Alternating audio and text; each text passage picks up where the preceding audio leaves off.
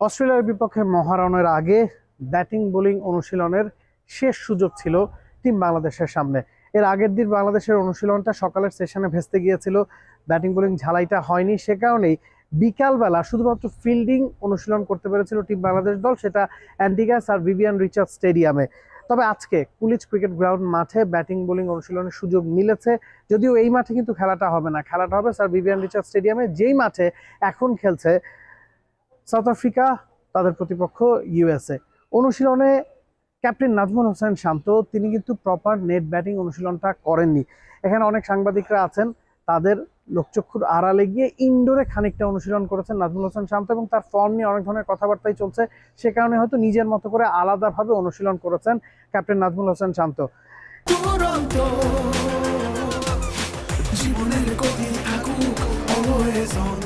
এছাড়া top order ব্যাটসম্যানদের সবাই আসলে অনুশীলন করেছেন। লিটন দাস, সাকিব আল হাসান, তানজিদ তামিম, সৌম্য সরকার চারজনই নেটে লম্বা সময় ব্যাটিং অনুশীলন করেছেন। তবে খুব একটা অনুশীলন করতে দেখা যায়নি মাহমুদুল্লাহ রিয়াদকে, ব্যাটিং অনুশীলন তিনি করেননি। জাকের আলী অনিক, তাওহিদ হৃদয় তারাও খুব অল্প সময় আসলে নিজেদেরকে ঝালাই করেছেন ব্যাটিং অনুশীলনে। বোলাররা সবাই নিজ নিজ মতো করে আসলে তাদের ট্রেনিংটা করেছেন, অনুশীলন করেছেন। আমরা দেখেছি স্পট বোলিং করেছেন মুস্তাফিজুর রহমান, স্পট বোলিং করেছেন বিশাদ হোসেন।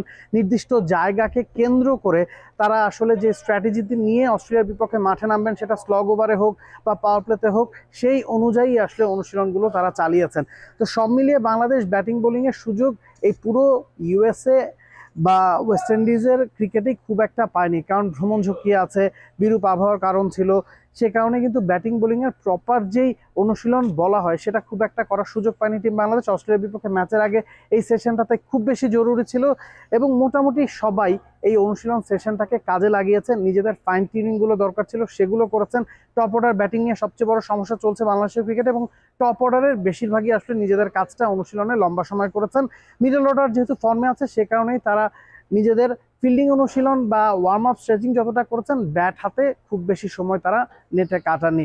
অস্ট্রেলিয়ার বিপক্ষে ম্যাচ দিয়ে শুরু হচ্ছে সুপার 8 বাংলাদেশের মহারণ। অস্ট্রেলিয়ার পর ভারতের বিপক্ষেও অ্যান্টিগাতে খেলবে টিম বাংলাদেশ। এরপরে সেন্ট ভিনসেন্টে আফগানিস্তানের পরীক্ষা। 3 ম্যাচের অন্তত 2টো জিততে হবে যদি সেমিফাইনাল খেলার স্বপ্ন বাংলাদেশ দেখে। Nabil Kasar, T Sports, Antigua.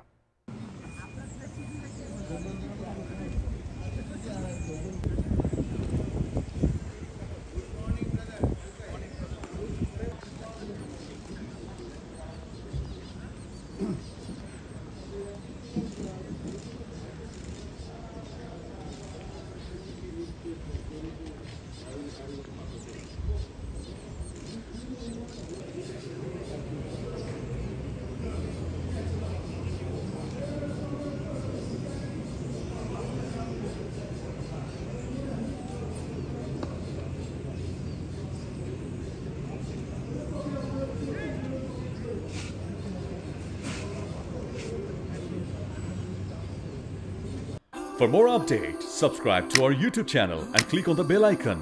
Follow us on Facebook and Instagram. Download T Sports app to enjoy exciting games and highlights. Visit tsports.com.